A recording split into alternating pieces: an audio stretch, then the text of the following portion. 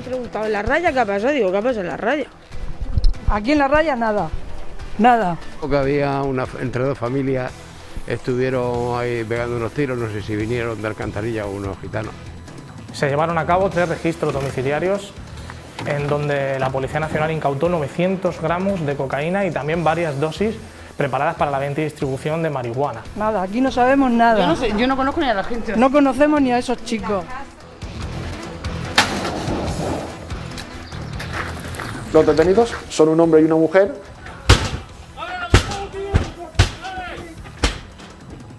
a los cuales se le atribuye la presunta autoría de un delito contra la salud pública por cultivo y elaboración de droga.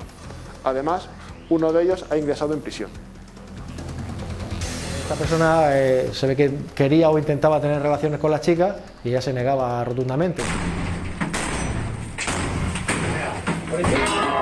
Con una pistola de cartucho, pero ya no sabemos de qué podría ser.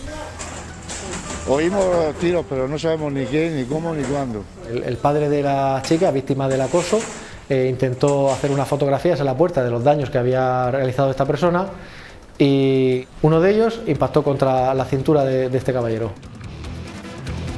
Que se llevaron detenidos a los que vivían ahí abajo. Las víctimas que eran desplazadas y ubicadas en ese piso prostíbulo en la localidad de Cieza. Era sudamericano o algo de eso. Había dos que eran más mayores. Ellos vivían en segundo. Y las otras más jóvenes. Accedía a los comercios armado con una navaja o con un cuchillo de grandes dimensiones. Un cuchillo para mi malito ahí. Intimidaba a los dependientes y se apoderaba de la recaudación del establecimiento. A mí todavía no me ha tocado, gracias a Dios, pero bueno, nos tocará de aquí a nada. Sí, yo miedo, mucho miedo yo. Buenas noches. Los altercados con armas de fuego en la región de Murcia no son muy habituales, pero generan mucha alarma. En pocos días, la Policía Nacional ha esclarecido 2 tiroteos. Los vamos a ver. También hablaremos de una droga que vuelve con fuerza, la cocaína rosa. Vamos a ver qué efectos tiene en el organismo y todos los temas que han visto antes en nuestros sumarios. Vamos a arrancar ya de ya. Bienvenidos a Código 112, su programa de sucesos.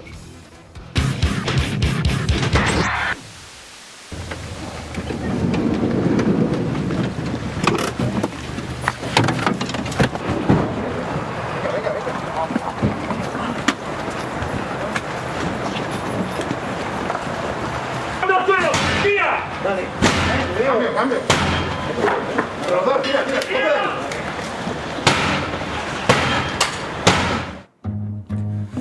Son los golpes de ariete de la Policía Nacional entrando en una vivienda del barrio de San José Obrero en Alcantarilla por un tiroteo. Pero antes de llegar a ese punto, vamos a contar qué fue lo que pasó y dónde pasó. Y tuvo lugar en esta calle Horno de la Raya, en Murcia, donde el pasado día 23 de enero, más que un horno, aquello se convirtió en una caldera por la presión. Allí, a última hora de la tarde, llegó un coche con 5 jóvenes. Uno de ellos salió del coche y se puso a dar gritos. Esta persona gritó nuevamente: «Somos el Pajillas y el Capirote, te esperamos en la ciudad». A la vez que disparó 2 veces al aire, se le encasquilló el arma y volvió a disparar otras 2 o 3 veces. No se refería, por ejemplo, a la ciudad de la Justicia o a la ciudad de Murcia. Se referían a otro tipo de ciudad. Que los investigados viven en el barrio de San José Obrero de Alcantarilla, conocido como la ciudad sin ley, zona especialmente conflictiva y conocida por el tráfico de drogas que se produce a diario. Bueno, pues esos disparos tuvieron lugar al final de la calle, cerca de unas pistas deportivas.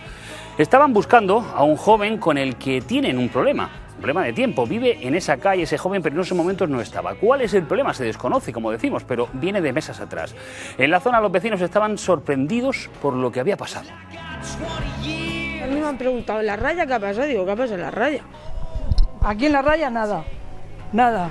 No sabemos más nada, lo que han dicho en la tele. A mí me han dicho que vinieron y pegaron unos tiros. Tiroteo, sí se escuchó algo y se comentó algo, sí. Nada, aquí no sabemos nada. Yo no conozco ni a la gente. No conocemos ni a esos chicos. Se comentó que había entre dos familias, estuvieron ahí pegando unos tiros, no sé si vinieron de Alcantarilla o unos gitanos. Y no sabía nada más, hasta que lo hemos oído en la tele. La cuestión de droga. Bueno, en todo caso, no a todo el mundo le gustó que fuéramos allá a esa zona a preguntar. Estoy preguntando. Somos de las 7, nos han dicho que al parecer por aquí hubo un tiroteo. Aquí no había ningún tiroteo, dejaros de preguntas. No queremos molestar. Que no hagas tantas preguntas, salí escopeteando ya de aquí. Escucha, que no queremos molestar, solo saber lo que pasó. Al parecer vinieron aquí. No. Vais a vosotros a ellos, le preguntáis a ellos. Ya lo hemos intentado, pero es que alguno entra en prisión, por eso no. Ah, pues por algo será, vais y le preguntáis a ellos. Dejarse de preguntas. ¿Qué va a salir de primeras? De bueno. Aquí no pasa nada. Entonces, ¿aquí estáis todos bien? Venga, sí. En cualquier caso, en La Raya, alguno más que otro le molestó, como decíamos. El caso es que, tras denunciar los hechos, la policía logra identificar al presunto autor de los disparos, un joven apodado El Pajillas, y a dos de los que le acompañaban, dos hermanos, también con motes, apodados El Capirote y El Pirulín, que suman entre los dos 20 detenciones policiales previas. Se hicieron, por tanto, en esta operación 3 registros domiciliarios. Fue, como dijimos, el pasado jueves. Este es, en concreto, en el barrio de San José Obrero, en Alcantarilla. Allí era donde vivía El Pajillas con su madre. Aquí se ve lo que parece una sala, se va a ver dentro una sala dispuesta, esta es, con lo que sería una instalación para plantar marihuana, pero no se encontró ningún cultivo. Eso sí, se encontró droga. Se llevaron a cabo 3 registros domiciliarios en donde la Policía Nacional incautó 900 gramos de cocaína y también varias dosis preparadas para la venta y distribución de marihuana, además de 46.000 euros aproximadamente en dinero en efectivo. También se hallaron 2 cartuchos, estos aparentemente parecen de escopetas. Se buscaba un arma corta, un revólver, que de momento no ha aparecido. También se encontró una importante cantidad de dinero. Por un lado, se halló un monedero a reventar de billetes con miles de euros, pero la sorpresa vino cuando se miró debajo de un armario. Allí, en ese hueco del rodapié, los agentes encontraron una especie de caja de caudales. La sacaron y tuvieron que forzar su apertura para que se pudiera ver lo que había en su interior. Para ello usaron un destornillador para reventar el cierre. Cuando lo consiguen, encuentran, ahí lo ven, fajos de billetes atados por gomas y un par de bolsitas blancas. La suma del dinero arrojaba un saldo de casi 4.000 euros en el monedero y, por otro lado, lo que estaba en la caja fue de casi 43.000 euros, más de 43.000 euros. Para saber las cantidades exactas, los agentes tuvieron que armarse de paciencia y empezar a contar los billetes y multiplicarlos por el valor de cada uno. Esto lo hicieron manualmente y en presencia de los arrestados. Se pueden ver los zapatos en el lado izquierdo de la pantalla. Quizá hubieran ido más rápidos con esta máquina para contar billetes que encontraron en el registro. En dependencias policiales comprobaron que funciona perfectamente. Pero recuerden que habían también unas bolsitas en la caja fuerte. En su interior lo que había es cocaína, 3 bolsas de unos 300 gramos cada una. El pesaje se pudo hacer allí mismo porque en la casa había básculas de precisión. Luego habrá que ver la cantidad del principio activo que tienen, pero parecía una cantidad importante. Y ahí también ven dosis preparadas para la venta. En concreto, se incautaron 908 gramos de cocaína que pueden alcanzar un valor superior a los 55.000 euros y, por cierto, también 67 gramos de cannabis que valdrían en la calle más de 300 euros. Así que, una vez acabados los registros, se llevaron a los arrestados. En primer lugar, montaron en los coches a los 2 hermanos que estuvieron presentes en el altercado de La Raya y después, saliendo de su propia casa, al presunto autor de los disparos y amenazas, al joven que viste de rojo. Y después, más tarde, cuando ya estaban estos jóvenes montados, también se llevaron a la madre en cuya casa, al parecer, se había encontrado esta droga. A esta operación, el Grupo de Homicidios y Atracos de la Policía Nacional lo ha bautizado como Operación Tilla.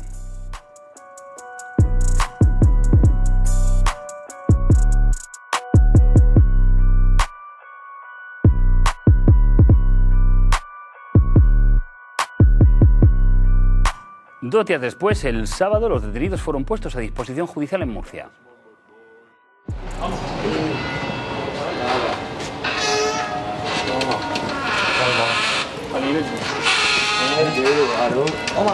A tu culo. A ver, señalamos a la cámara. Mira mi tía. Guapa, cuchita. Muchacha. Guapa. Vamos, arriba. Esta es la idea. Adiós, guapa. Te quiero, muchacha. Te quiero.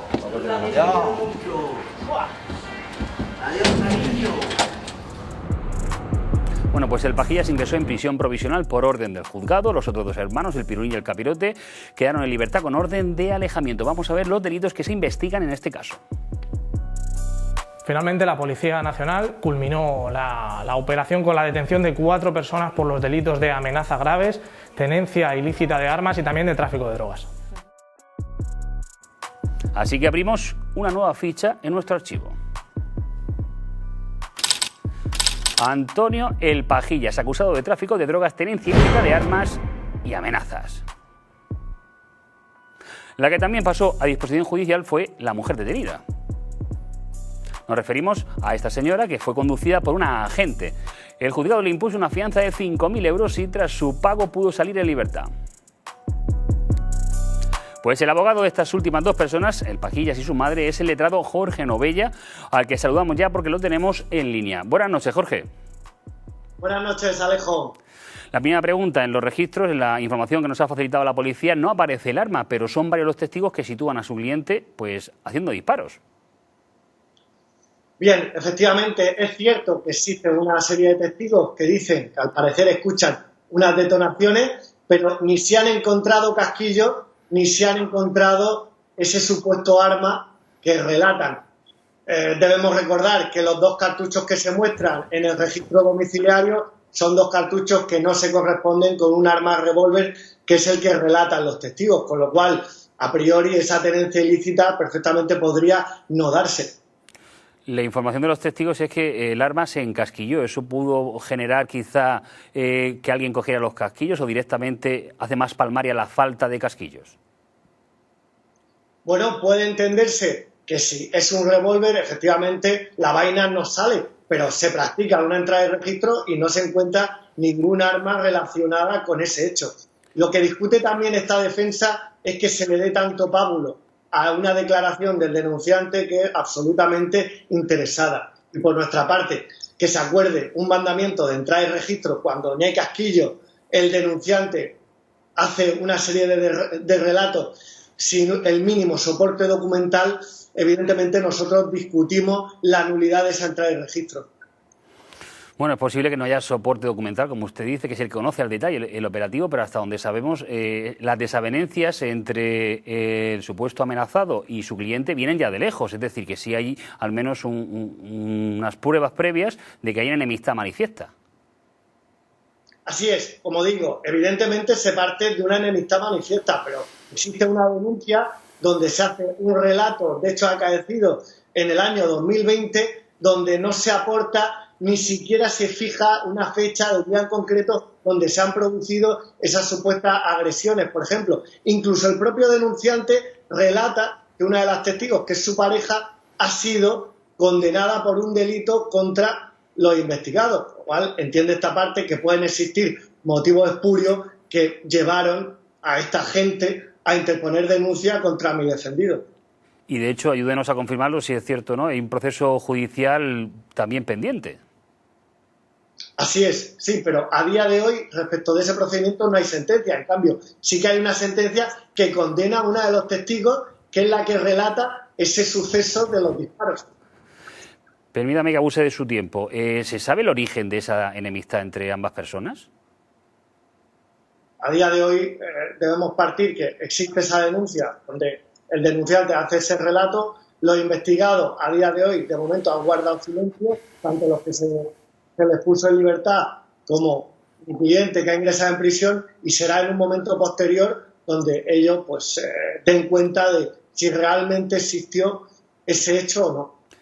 Hacía usted alusión antes al hecho del mandamiento judicial que permite el acceso a la vivienda. Entraron quizá buscando armas, pero lo que encontraron fue droga en una cantidad importante.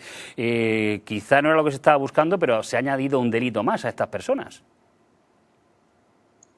No a todos los investigadores se le imputan los mismos delitos, evidentemente. No vamos a negar la evidencia.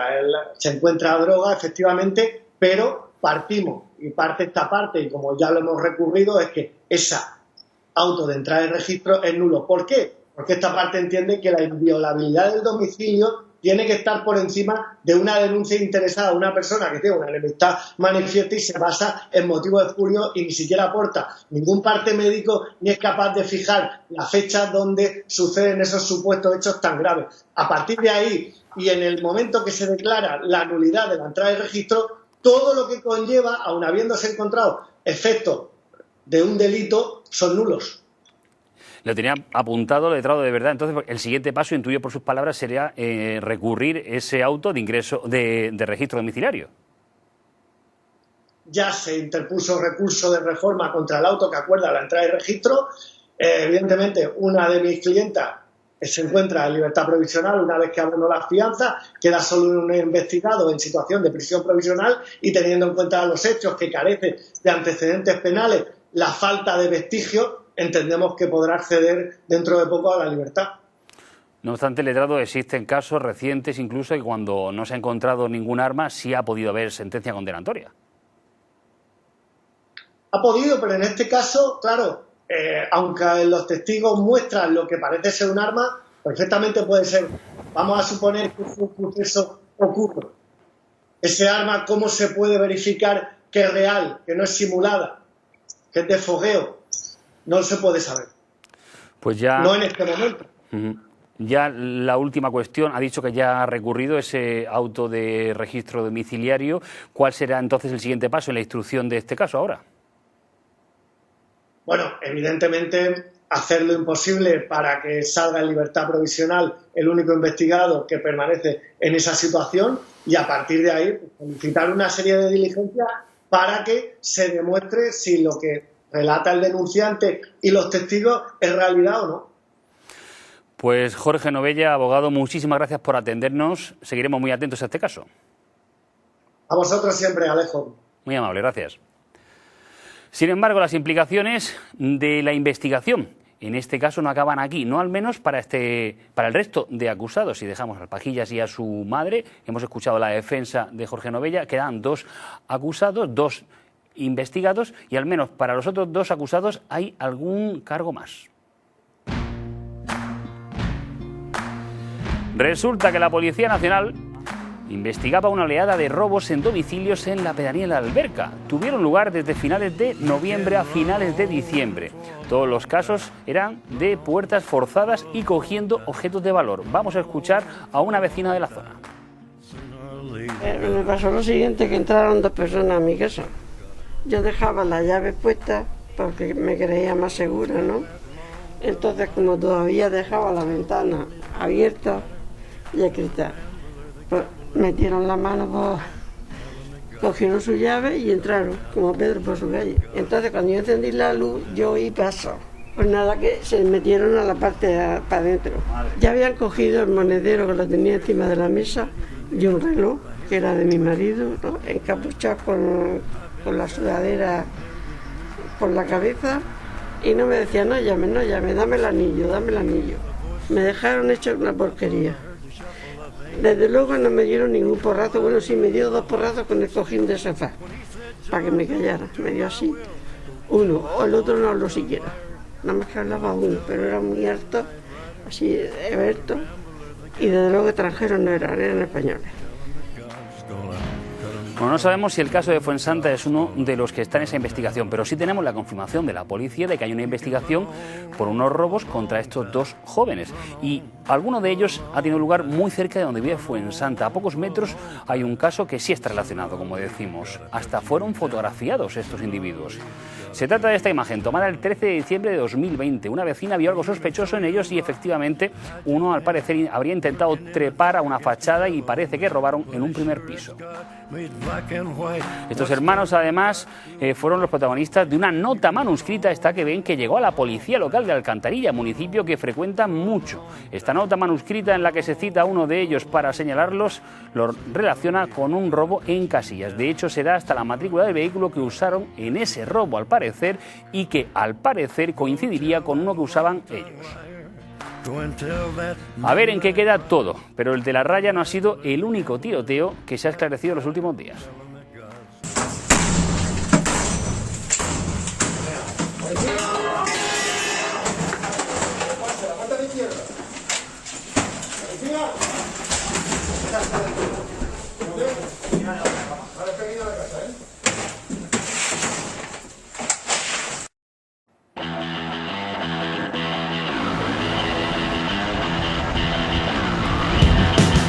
Así entraba la policía en La Paz después de un tiroteo y así salía luego el presunto autor de los disparos, que va dentro, que tras entregarse fue puesto a disposición judicial y se ordenó su ingreso en prisión. El suceso del que les informamos ya en Código 112 tuvo lugar el pasado 26 de enero.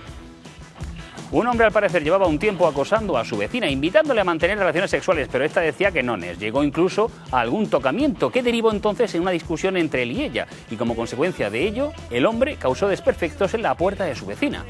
Cuando el padre de la víctima acudió a ver los daños en la puerta, el supuesto acosador salió agresivo y armado, pegó 3 tiros y uno de ellos impactó en el glúteo del padre de su vecina. Bien, el altercado se inició cuando el padre de la chica, víctima del acoso, intentó hacer unas fotografías en la puerta de los daños que había realizado esta persona y, lejos de colaborar, este hombre amenazó que aunque iba a pegar varios tiros al padre de la chica, incluso llegó a sacar un arma y producir varios tiros. Uno de ellos impactó contra la cintura de este caballero. A raíz de eso, la policía hizo una entrega y registro en la casa de este hombre, que después de los disparos se dio a la fuga. En la casa había un evidente desorden fruto de su huida a la desesperada y se encontraron 2 bicicletas y varias bolsas de ropa. Pero los vecinos de la zona de La Paz sí que escucharon las detonaciones cuando tuvo lugar el tiroteo. Escuchamos algo, pero no sabemos de dónde procedían los disparos. No, comentaron algo, la verdad, aquí en el polígono yo que estaba trabajando. Eran con una pistola de cartucho, pero ya no sabemos de qué podría ser. Oímos tiros, pero no sabemos ni qué, ni cómo, ni cuándo, ni por qué pasó. Oímos también muchos coches de policía y tal, pero después no. En la casa de este hombre la policía se incautó de 100 gramos de entre éxtasis y marihuana. No apareció el arma, pero sí se encontraron distintos objetos de interés. Y cuando los objetos son de interés y hay que mirarlos con detenimiento, hay que utilizar la lupa.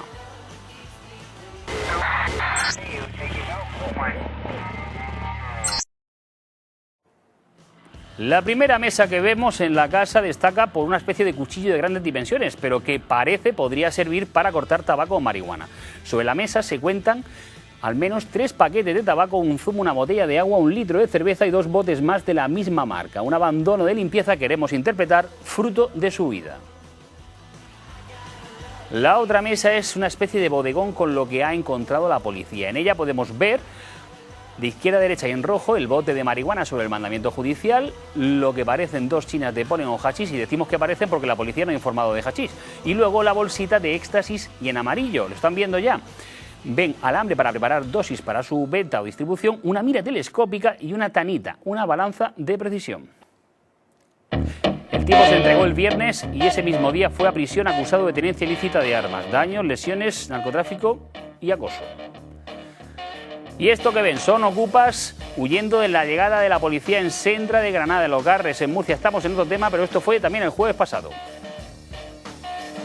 Les cuento, unos ocupas entran ilegalmente en esta casa hace 2 semanas. Pusieron un candado en la puerta y para abrir la cerradura forzaron dejando arañazos en la parte superior del marco. Una vez dentro se dedicaron a la vida cómoda y destructiva. Pintaron paredes, se llevaron muebles y pusieron los colchones en el salón para vivir y dormir de manera comunal. Se malalimentaron solo a base de ultraprocesados y comida basura, cuyos envases fueron acumulando en una de las mesas. El asunto comenzó a preocupar y mucho al resto de vecinos de alrededor. Me dieron ocupa hace un par de semanas, gente así con unas pintas peculiares. Y esta mañana, según dicen, ha venido la policía y se han llevado a unos cuantos detenidos. Siempre habían 3 o 4 chicos, tenían chicas, jóvenes, más grandes, más pequeñicas. Por las noches hacían fiestecillas, daban un poco el follón. Un poco de miedo, incertidumbre, sí. Y parece mentira que en el momento en el que estemos que cualquiera pueda tomar así una vivienda y que no ocurra nada. Pues ya ven, no parecían inquilinos normales, habituales y la convivencia pues no era buena. La mayoría de quejas era porque hacían fiestas en plena pandemia, hacían fogatas y ponían música a volumen muy alto. Llamaron al dueño de la casa y así supo este señor que le habían ocupado esa vivienda. El problema mío es que realmente la casa estaba puesta como para vivir. Entonces, claro, el problema de eso es que pues ellos iban sacando, los vecinos vieron cómo se llevaban secadoras, cómo se llevaban electrodomésticos, cómo quemaban cuadros, los tiraban a la basura y realmente tú ahí no puedes hacer nada, salvo esperar a que te concedan algo para sacarlos. El dueño, claro, denunció estos hechos y acudió a la justicia. Un juzgado de Murcia consiguió convocar una reunión entre ocupas y el dueño y dada la situación llegaron a un acuerdo. Se tenían que ir y así fue, se marcharon el pasado jueves. Aquí vemos a los cerrajeros ya cambiando el bombín de la vivienda una vez había sido desalojada.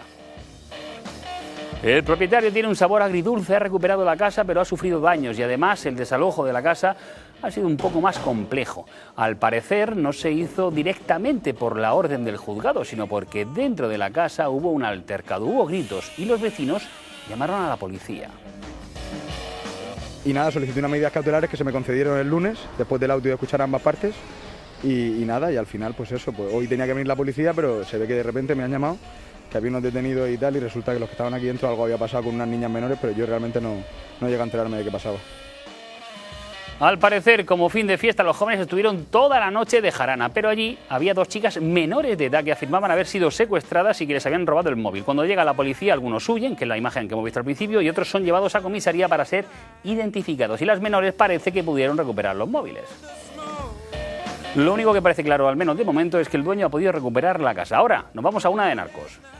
Soy el fuego que arde tu piel, soy el agua que mata tu sed, el castillo, la torre, yo soy la espada que guarda el caudal, tú el aire que respiro yo, y la luz de la luna en el mar, la garganta que ansio mojar, que temo ahogar.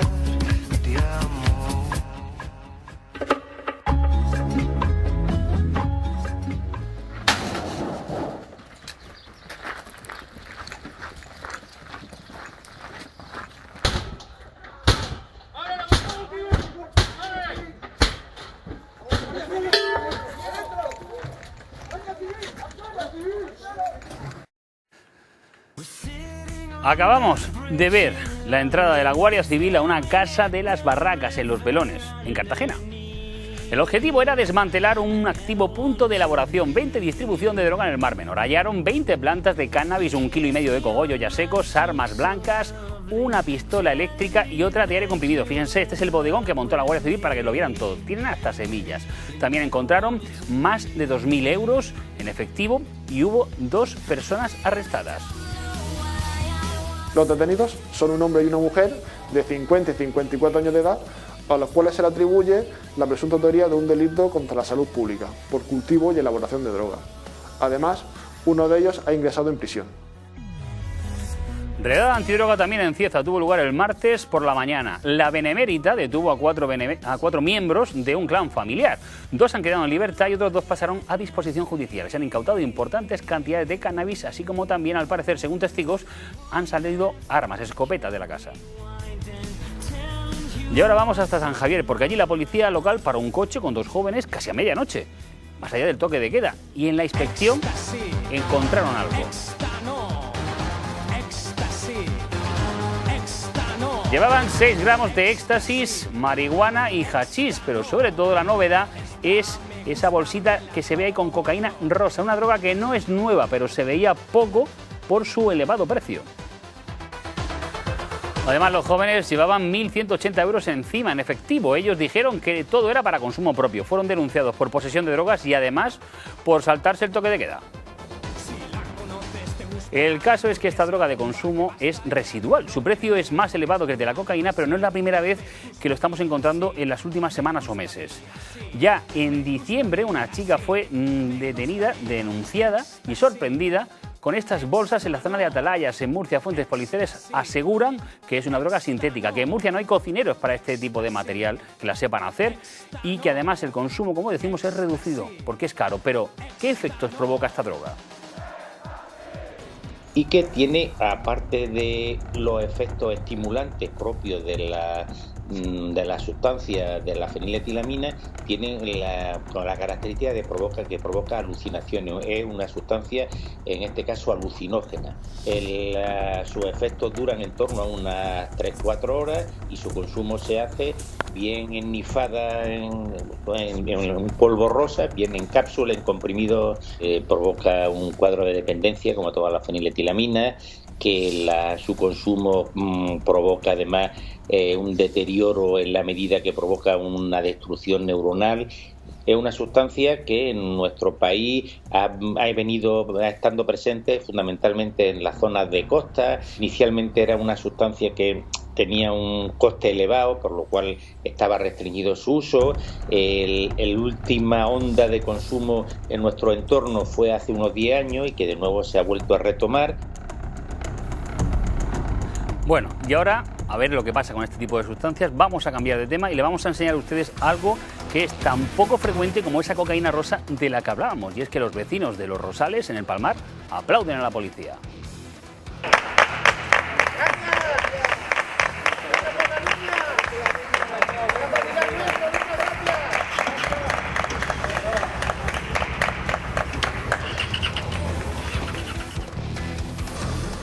En el barrio de Los Rosales, en el Palmar, a veces hay redadas antidroga, pero no son los únicos servicios que realiza la Policía Nacional.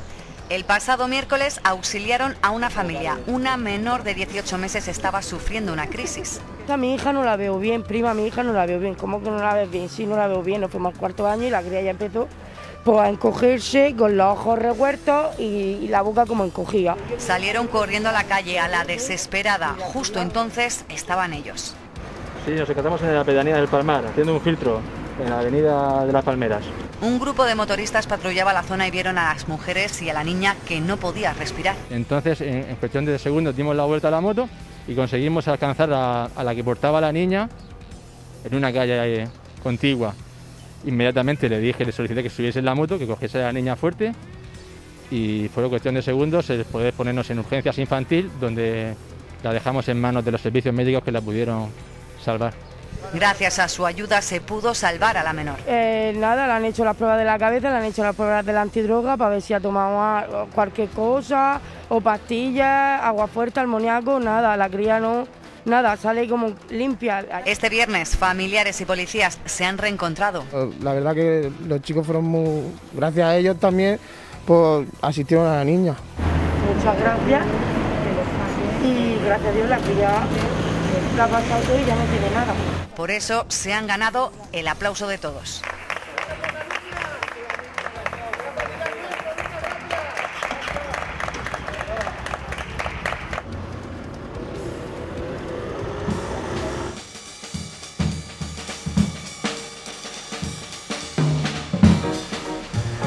Esta semana la Audiencia Provincial juzga a un grupo de acusados para los que la Fiscalía pide, al menos en un principio, 93 años de prisión por 11 delitos relativos a la trata de seres humanos con fines de explotación sexual y abusos sexuales. El lunes pasado, a primera hora, llegaban los furgones policiales escoltando a algunos de los implicados que vienen de prisión. El sistema repite el esquema habitual de este tipo de tramas. Capta a mujeres en situación de vulnerabilidad y las engaña.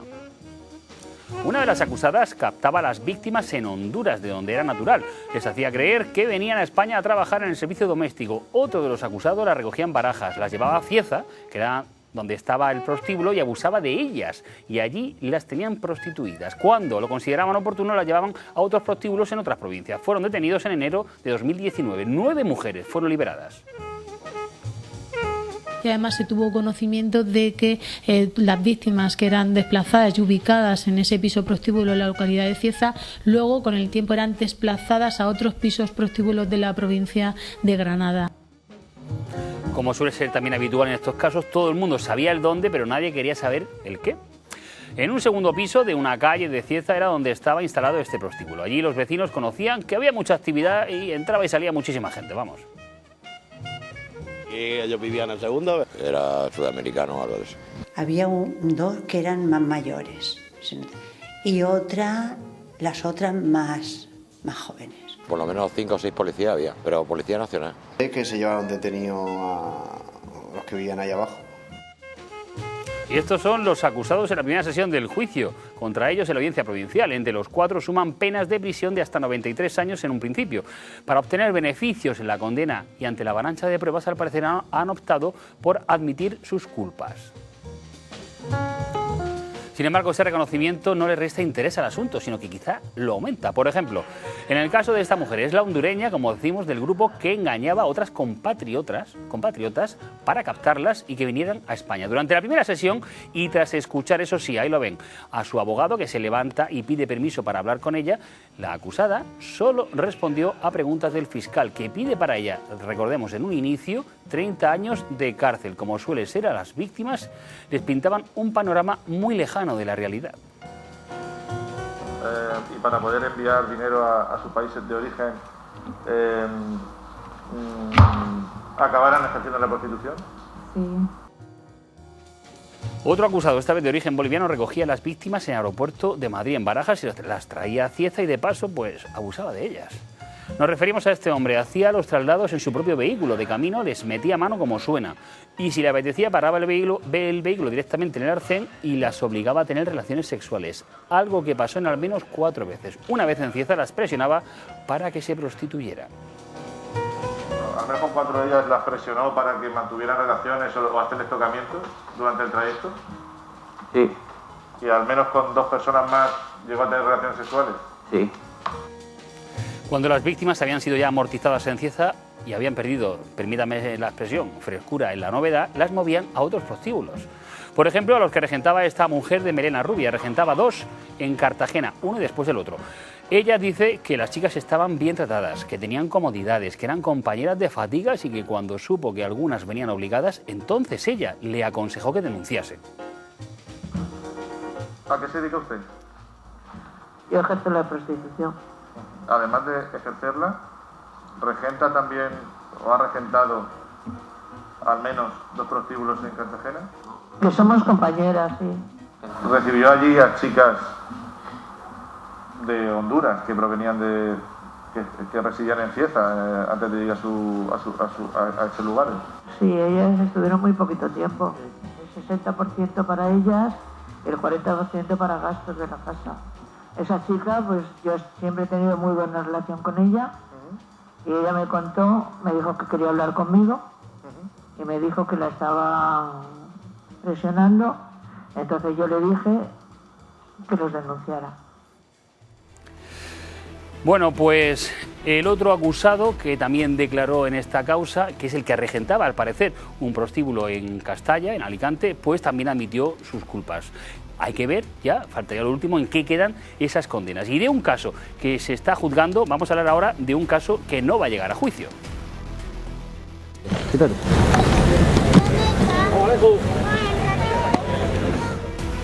El caso de este investigado tan amable se ha cerrado, se ha sobreseído.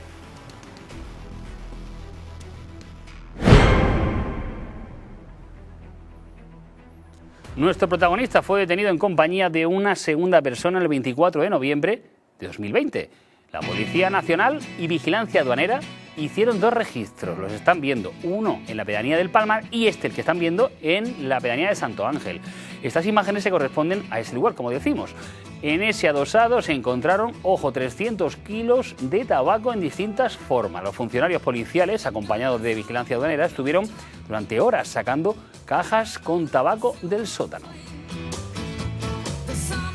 Pero no fue lo único que sacaron, si recuerdan ustedes. También 2 máquinas para cortar la hoja y básculas. Todo ello fue incautado y trasladado al depósito judicial de Librilla como parte del taller ilegal que habían descubierto. Estaban investigando a estas personas desde junio debido a que en el pasado estas mismas personas habían formado parte de grupos organizados dedicados al contrabando. He visto que había coches de policía, de paisano, que me ha extrañado. Y he visto que había otro aparcado allí, normal, si era un Audi, y se han intercambiado ellos una Coca-Cola, esta de hotel. Después se han cambiado, creo, del coche al otro, se han quedado al otro, y así toda la tarde. Y este es el material que se incautaron. Aquí estamos viendo las bolsas con la hoja picada. Las cajas también llevan el sello de la policía y de Vigilancia Aduanera. Es la operación Picadura. Así es lo que encontró la policía y Vigilancia Aduanera.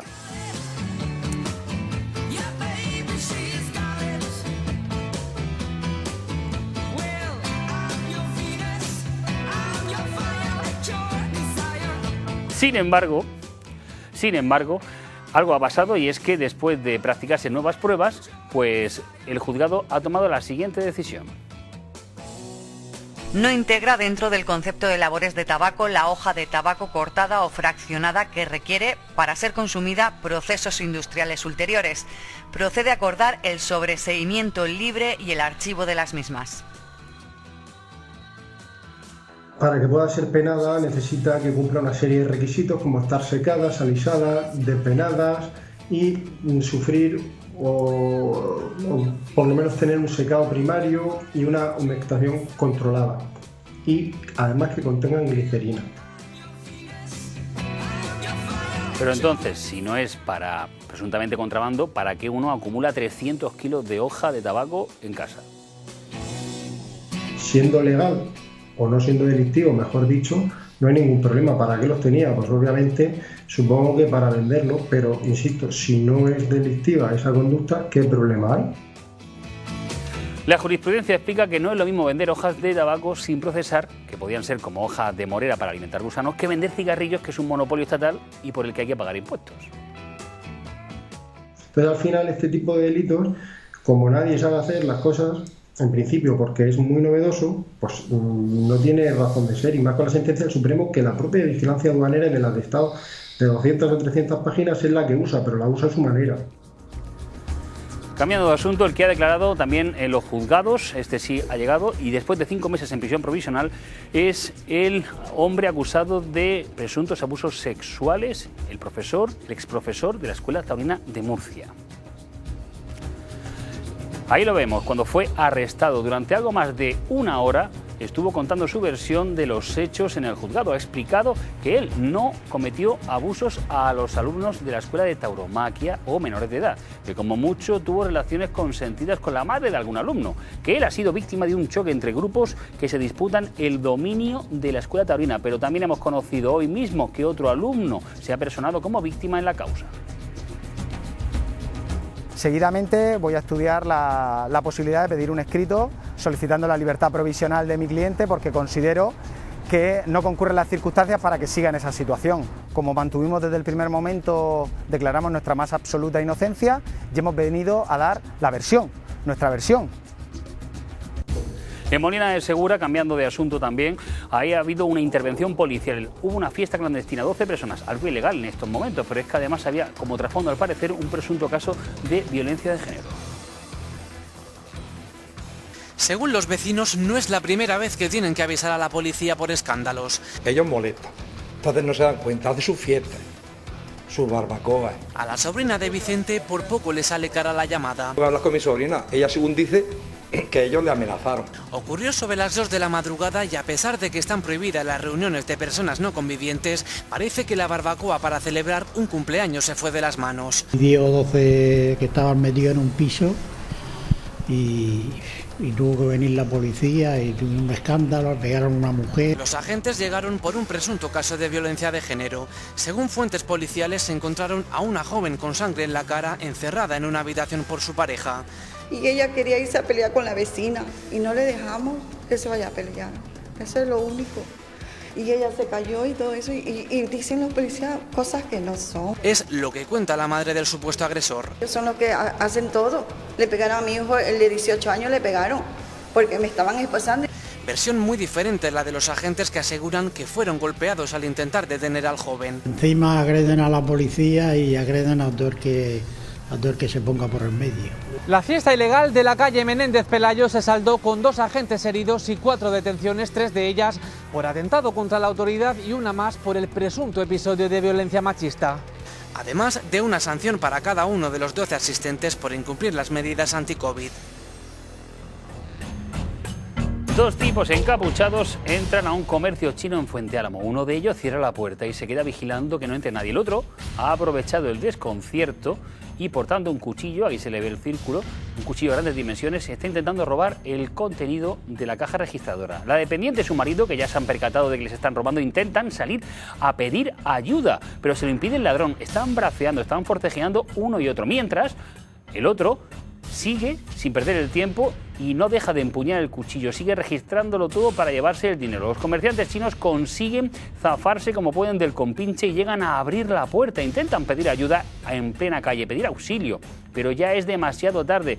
El robo se está consumando y el ladrón ha desvalijado la caja registradora, también sale huyendo y cada uno para un lado. ¿Qué fue lo que ocurrió después?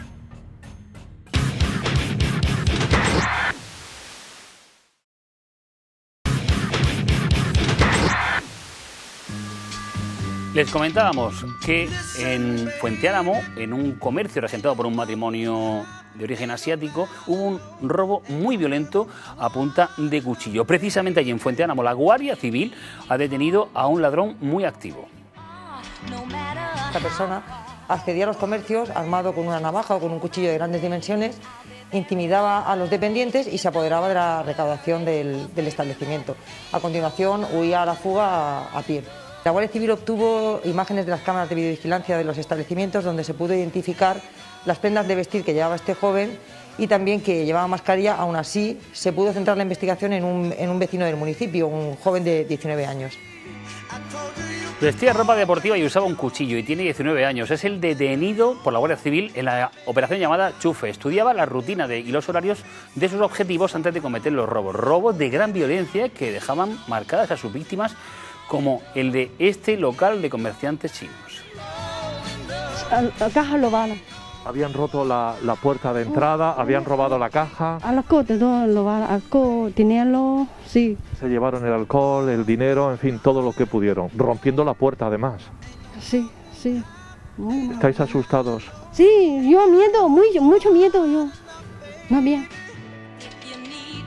Pues hasta aquí lo que nos ha dado el tiempo de hoy. Ya empezamos a trabajar para la semana que viene. Vamos a tener temas tan interesantes como por ejemplo este, en el que la Policía Nacional ha detenido a 4 jóvenes que robaron las tarjetas a una mujer y estuvieron haciendo compras con ella. Estaban comprando botellas de alcohol hasta que fueron detectados y arrestados por la Policía Nacional.